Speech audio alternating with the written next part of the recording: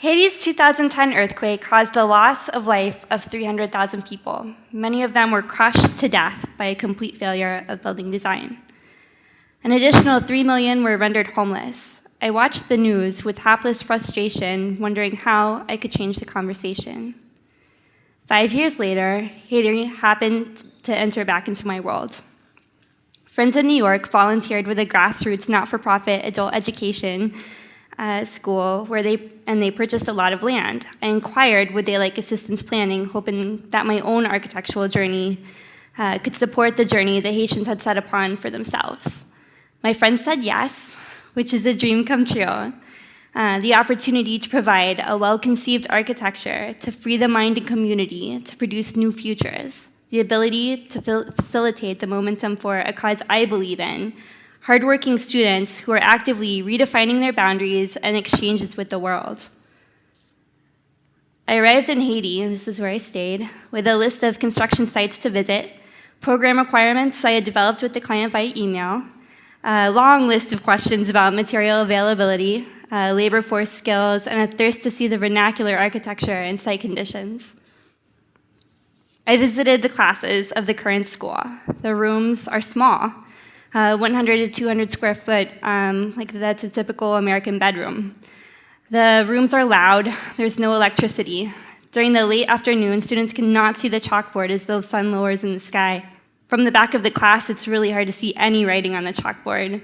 Brown masonite dangles on the masonry walls as the chalkboard. I was inspired by these ambitious students and their endurance to study. We surveyed the vernacular, that is the architecture of the Haitians. Haiti loves concrete block. There are historical reasons for this. A ferocious earthquake in 1770 left only wood buildings standing, and the French imperialists ordered all buildings to be constructed of wood, like this, the Hotel Olofsen. This created the tropical gingerbread style exhibited in Pétionville and the hotel.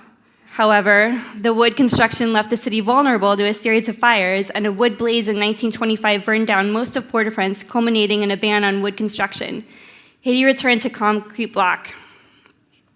Rampant deforestation and depleted soil leave concrete block as the popular choice for construction. However, problems exist in this system. To my surprise, concrete, standard steel, formal general contractors, and contemporary building materials are available. The importing process is difficult, and there's only one steel manufacturer in Haiti. Why, if Haiti can build, did the earthquake have such devastating results?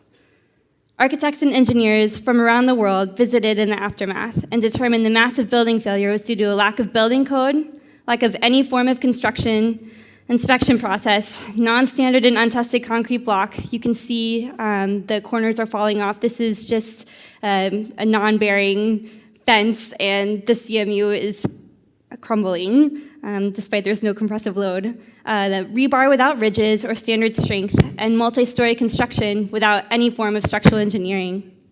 Additionally, a tax exemption for unfinished buildings normalizes exposed steel. This leads to steel corrosion and expansion at the interior of the masonry system. Steel, when it corrodes, it expands up to 7 times its initial volume, creating cracking within the system and leading to masonry fall-off at the exterior.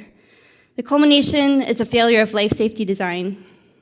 I built a design team to address the question of rebuilding in Haiti. I myself have 9 years of experience in building design, working on restorations and renovations ranging from brownstones to mid-rise, buildings in New York and new construction residences in Texas. A partner at a local structural engineering firm agreed to visit the site with me to assess our soil conditions and perform a site analysis. Our core team grew to include another structural engineer and a building environment designer with a background in public health. We sat at the land together and drew with our client. We provided a platform for agency for the client to exercise their own wishes and tell us about their dreams, their priorities, their wishes for program adjacency, how they want the building to work. Together, we created a solution.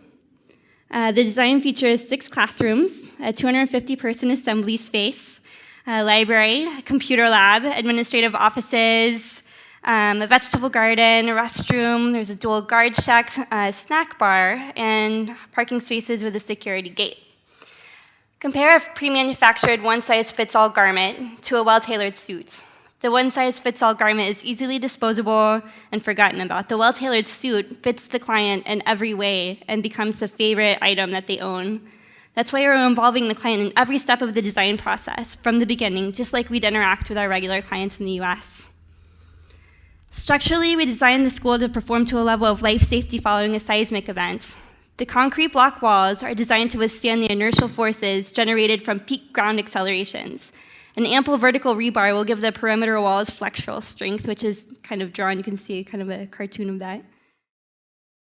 Anchorage elements such as roof fasteners are designed to withstand the uplift forces generated by hurricane or windstorm events. We utilize our structural resources twice by using the classroom walls to support the roof over the assembly space. The second roof acts as a shield for heat gain. You can see by the diagram it works. The yellow is the hot part. The large second roof acts as the perfect home for PV panels as well. We're storing power to run the school for up to 1 week, as Haiti still has, or Port-au-Prince still has, rolling blackouts daily. And we have a computer lab and evening classes that require power. Rainwater collects in tanks on top of the bathroom. Filter and pump process the water before use by students below. The site plan was designed to facilitate natural ventilation. Each class has 6 openings designed to equal 20% of the floor area of each room. So you can kind of see it can work for north or south strong. Additionally, adjustable wooden louver openings can adapt for wind change directions, and vents at the top of the space allow rising heat to escape. Spaces between the classroom function as microclimates, absorbing sound travel between classrooms and creating cool vegetated spaces. Although the school is primarily run by foreign aid, public assembly space used by the school and that the community may rent allows the school's self-sustaining ideas to reach beyond design and into business practice. This building is designed to withstand any event so that time can be focused on education and thereby freedom. On my last day in Haiti for site assessment, I visited a public beach and a soccer playoff for a league that celebrates the recovery of mobility impairment. Although many folks had lost limbs in the earthquake, they played soccer before me with strength and tenacity. Haiti has been crushed by centuries of imperialism and devastating natural disasters like the earthquake responsible for bringing us there. But Haitians desire a new future. With their desire for freedom and our knowledge of safe building practices, we are working together to bring about a brighter future, building a sustainable place to learn that will enhance, not replace, the strength of the community. By working with a specific client, discussing safe design methods we've acquired from our professional practices, and creating a site-specific, situation-specific solution, we can change the dialogue in approaching rebuilding the rebuilding process. Bringing momentum through design isn't about initiating a new agenda for change. It's about sharing safe building practices to propel projects for freedom. Thank you.